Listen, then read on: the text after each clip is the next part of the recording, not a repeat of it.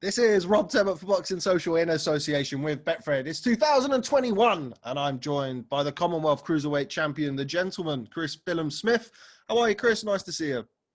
And you, mate, Happy New Year. I'm all good. Still suffering a little bit from the jet lag, but I think I was up at 3:30 this morning. But other than that, we're all good, mate. How are you? I'm very well, thanks. I'm very well. I was up at about 3:30 this morning as well. I had somebody message me out of the blue in the middle of the night. Somebody was up all night with jet lag. So thank you for that, Mr. Billam-Smith. No worries. No worries. You're welcome. So this past weekend, we saw Luke Campbell, your stablemate. Let's jump straight in. You were over in San Antonio last week to see him box Ryan Garcia. In Dallas.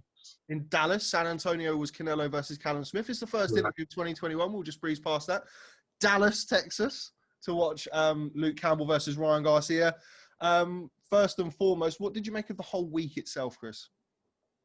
Yeah, it was obviously we're in a bubble as such, and it was, I think we had about 7 floors of the hotel full of rooms of the Golden Boy had in the hotel. And then like down at the second floor, they had like all the media, the whole floor, and it was all for the boxing, of lunch down there and all of that. The gym wasn't great. It was 2 massive rooms with a treadmill in each room and 2 yoga mats. So they didn't get used. There was a gym upstairs on the top floor, which we used to train ourselves, but boxing wise, you couldn't have done much boxing. Because yeah, like I said, there wasn't like a ring. I mean, you obviously can do pads and stuff in whatever room, but I was quite surprised by the lack of ring and equipment and stuff. But so it was just 2 big rooms, and there's 1 treadmill in each room. So yeah, that was interesting. But the week as a whole was a good week. Just a standard fight week just in a hotel, big enough hotel to not feel too cramped. Couldn't go outside. But yeah, it was good. We enjoyed it out there. It was a good trip out there, other than the result, obviously. Yeah, and we'll come on to the fight in a little minute. One of the things that I always like to kind of pry into or talk about with particularly away trips under COVID, really, because of the restrictions being the way they are, and we don't see a massive flood of people going, but yet we've seen obviously with Callum Smith and Canelo Alvarez, and now we've seen with Luke Campbell, gym mates and people who are around the gym and members of the team who travel over. Just how important is it to have that kind of team ethos, particularly now in COVID and under the restrictions that we've got when things aren't going on, but having the team ethos and having people traveling over? Yeah, I think so. I think that's sort of half the reason I got the call up was to me and Luke obviously get on really well. We're really good friends, and he invited me out, and just to keep morale high throughout the week, and have someone to play chess against, someone competitive. So obviously being the best chess player in the gym, I get called up for those sort of things. But no, to be fair, he beat me a couple of times last week. Maybe I'll blame that on jet lag as well. But no, it was a good mood all week. Obviously Garcia is very, very much the golden boy, pardon the pun, but he's the star over there. He's after the press conference, about 30 cameras just flocked to him. He pulls in the numbers, I guess, and Luke was just he was over there to fight. He wasn't bothered about that side of things. He was just over there to get in the ring and put on a performance. And so all week it was very much just tick the boxes with regards to media and stuff. Make the weight and all those sort of things. But yeah, we had a good laugh between me, Shane, Josh, Luke, Jake McGuigan and Barry Morgan as well. We had a good team of us over there. Obviously we had Anthony Lever from Matchroom and Eric as well, guy who's looked after us over there. And it was all good. We had a nice small knit team, but it was the vibes were good all week. Talk to me about the fight. Now, going into the fight, I think the general consensus was that it was a significant step up for Ryan Garcia. I don't think people quite realised how significant a step up it was until about a minute and a half into round number 2. Talk to me about the fight. Yeah, before the fight, I thought it was very much going to be Luke dominating him and stuff. But he come out, he took centre ring very well, Garcia, and pushed Luke back, and his speed and power showed very early, and Luke couldn't just move. He got caught in one of the neutral corners in the first round for about a minute. But if he just danced off and tried to get round him, then Garcia would have just unloaded. But he kept him there, and he kept him thinking and kept him mentally engaged, which in that situation was probably the right thing to do. And Garcia obviously won the first round. Luke started, I think getting through that first round was quite important for Luke, because Garcia's obviously had a lot of early knockouts, and then pushing on later on in the fight would have probably been better for Luke. And then that second round, he was jabbing to the body, jabbing to the head, mixing his jab up well and changing his height well, and then obviously landed that peach of a left hand, which I've watched back, I don't know how many times, probably 100 times already.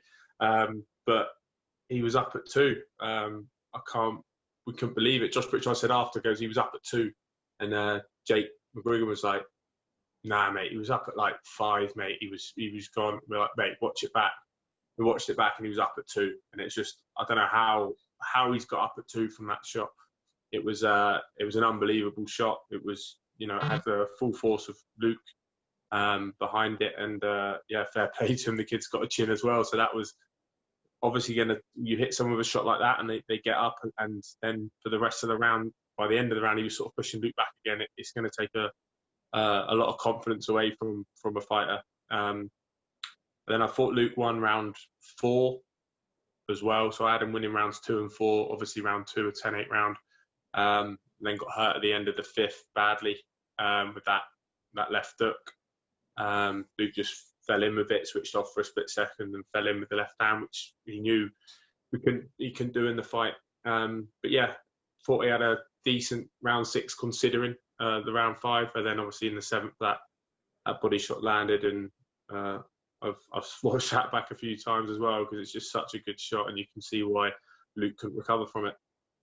Just going back to that second round, myself, like I'm sure many people watching that fight were shocked at the second round knockdown. Not a flash knockdown, not a balance issue, a real genuine, legitimate, heavy knockdown. Just go back to, you make an interesting point there about Ryan Garcia coming back and fighting back and coming back on the front foot in that round, and the confidence and what that would have taken away from Luke Campbell. Just explain that, go deeper into that in that second round, because a lot of people, myself included, we're looking for Luke Campbell to follow up and potentially get that stoppage in the second round, but that's not what we saw.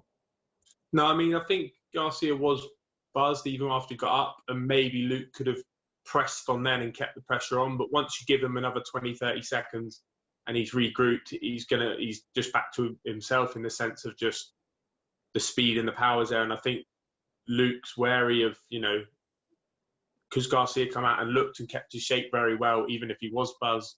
You don't want to go in with someone who's a puncher and got fast hands and just go all out and just jump on him. I've seen a lot of people say Luke should have just jumped on him, and in hindsight, yeah, maybe. But at the time, you're not, I'm sure Shane would have told him to take his time and sort of feed him a few shots and stuff like that. But that you can nail someone with a shot, and sometimes you expect it to take someone out of them. And then when he obviously he looked as sharp and as powerful as he did throughout the rest of even at the end of that round, it's sort of like it never happened.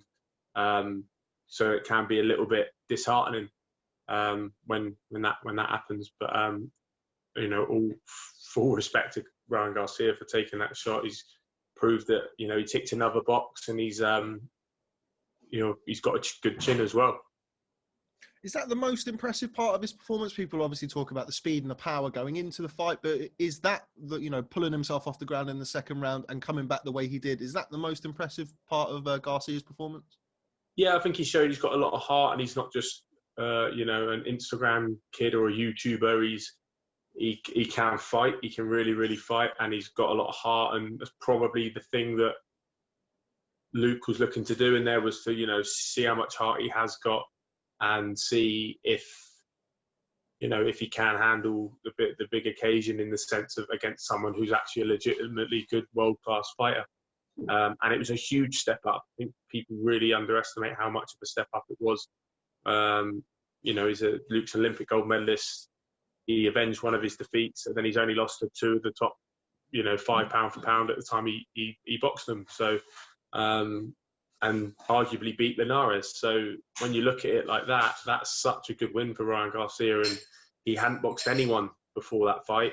I think one of the members of his team knew that, but a lot of them thought they were just going to walk through Luke, and they didn't really respect Luke because he's got a few losses. But when you actually look and look at how good a fighter Luke is and who he has beat and who he has lost to, then he's obviously one of the best in the world, and still is one of the top. I still believe he's in the top 5 in the lightweight division. I think he beats Haney. I don't rate Haney that highly, and Haney definitely hasn't got the power that Garcia's got, and I believe he beats them. So he's still one of the best in the world, and Garcia's first step up to real level is his first real gut check was that fight. So yeah, to show that heart and the chin he's got is probably the most impressive thing I'd say about the performance. Weighing up all of those intangibles together, how good do you think Ryan Garcia is now, and how good do you think he can be? I think he's very good. He's got a few things to iron out. If you look at his feet when he got knocked down, he defended by pulling out instead of using his feet as his first line of defense, which was a mistake. Also, he took his hands with him, which he was doing. He was trying to take away that body shot with his hands. You can't be blocking body shots with your hands because that will leave you wide open, as he found out. So he's got to iron out a few mistakes. I think I've seen Canelo in the change room after explaining to him that he was sort of pushing away and not, instead of, he should have been exiting with his hand high and stuff like that. And so yeah, there's a few things to iron out, but for a kid who's 22 years old and he's just gone and beat, one of the top 3-4 lightweights in the world, Olympic gold medalist who's been in the game, lives the life, still on form. I think he's a very, very special talent, and if he can just iron out a few mistakes, I think he could take over the lightweight division, and he could also go up the weights as well. I'd probably see him ending his career maybe in 5-6 years time at like 154, because he's still only 22 and he's growing. What was the atmosphere like? Been a long time since we've had a show with fans. Certainly that amount of fans. What was it like? People kind of automatically in their head think that a Ryan Garcia show is going to be filled with teenage girls and kind of YouTubers and what have you. What was it like there? Yeah, it was it was definitely a bit of a hostile atmosphere. More than I thought. There was a lot of boos going around when Luke walked out, and I was just stood behind him, clapping as loud as I could to try and drown out the boos. But when there's 6,000 people in there and probably 2,000 people booing, then there's only so loud you can clap. But it was quite a strange atmosphere. I was quite surprised by that. I think I didn't expect it to be that many boos, but he's just such a superstar kid, and the sort of fans he brings are those sort of fans which are fans of him rather than him as a boxer necessarily. He's a superstar, like sort of, he's got that superstar about him, that sort of, just that superstardom aspect to him, which he could definitely be if he keeps performing like he did. So it was a bit of a hostile atmosphere. But there was a few fans of Luke in the arena. We could hear there was a couple of blokes behind us that were shouting for Luke and stuff, but it was definitely an away fighter sort of atmosphere.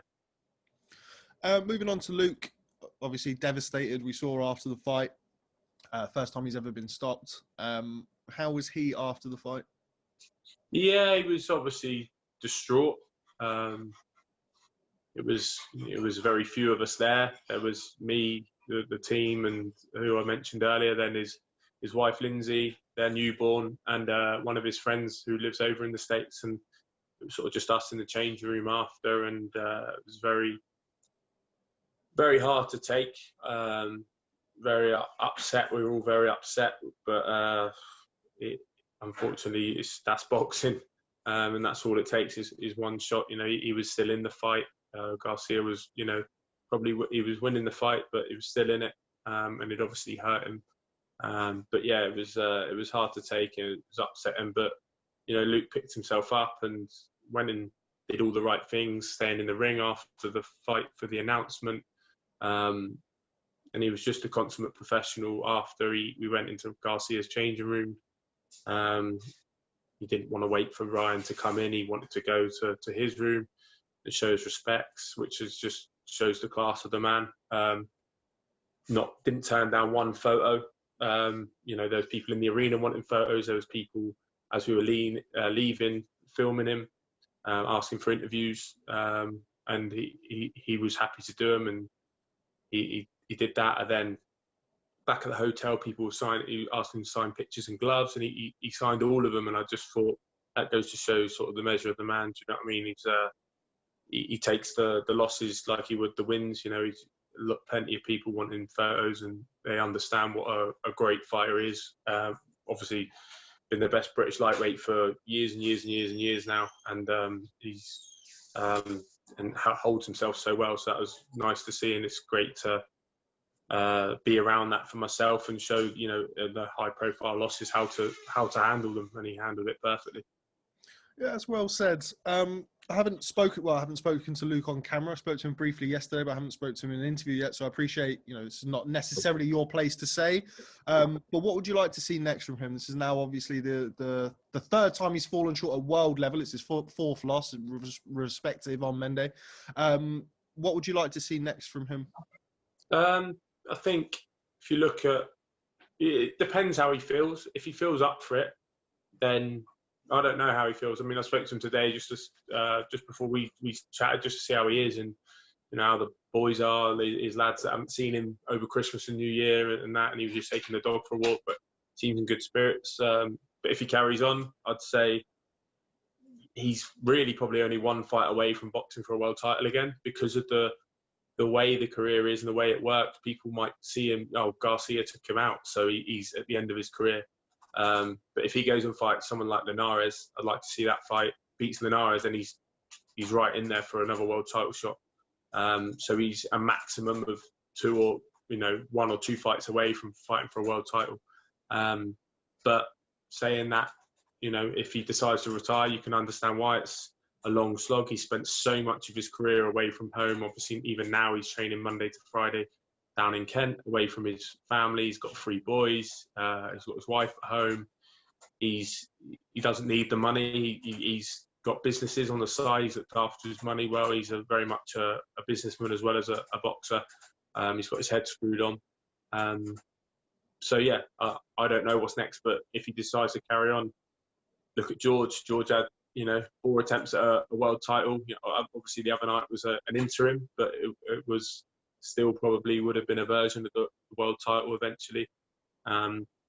So George won it his 4th attempt. So if he does continue to carry on, he's good friends with George. You can have a conversation with him, and I'm sure we're all back him, and we'd love to see him. It'd be all the sweeter to see him win the world title now after everything that's gone on and how low we were on Saturday night. So if he was to go on and win a world title, it would make it all the sweeter. And if he doesn't, you've already vowed to take vengeance on behalf of McGuigan's gym by fighting Canelo Alvarez. So that's very noble of you. Yeah. I said, what about 200 pounds? And he said, Biggie said, I love, something like that. And I was like, cool. And Shane asked him how much he weighed now, and he said he was 180 pounds. So not quite, CBS level weight, but we'll have it in the O2 Academy in Boston in front of 900 fans if he wants it, in a 16-foot ring, which is, what it always is there. No, but yeah, I'm up for it. Just show me the money, as they say. Okay, well, before I let you go, very selfless as always to discuss Luke Campbell and everybody else. So let's talk about you and finish on you before we leave. It's not happening. Dion Gym is not happening in January because there's no boxing at all. Where are we with you? You've been in line to fight for the British title for a while now. We've got no shows in January. So how does that affect you apart from the obvious? Well, I think we're looking at probably end of Feb, anywhere between the end of Feb and middle of March now, for me, which is good because it'll probably give Juma, if he's still injured, more time to recover, which means that fight still gets to happen because it's a great fight and it's one I love, and for the British title as well. So it all makes sense. That means it should definitely be Juma. middle of March, providing everything's gone well with his surgery and all that. If not, I'm sure, or I know Shane's trying to get a backup or plan in place to make sure I'm fighting around that time. Like Juma or McCarthy, I'd absolutely love next for the British or the European. But yeah, I'm training. I was training over in Dallas, and I'm in camp and in shape. So I'm ready whenever. If it's you never know, there might be a show in February of a cruiserweight on. They need someone filling in last minute. So I'll be ready for them. I'll be ready for the end of January anyway. And we'll be just looking for a big year. I'd love to become British and European champion by the end of the year. Okay, well, we look forward to seeing it. I'm sure I will see you very soon. I know you're back in the gym next week. I'm sure I'll probably make my way down there at some point, I'm sure. As always, real pleasure. Thanks very much for speaking to Boxing Social, my first interview of 2021. Chris Billam-Smith, as always, real pleasure. Thank you very much, my friend. Thanks, mate. Appreciate it.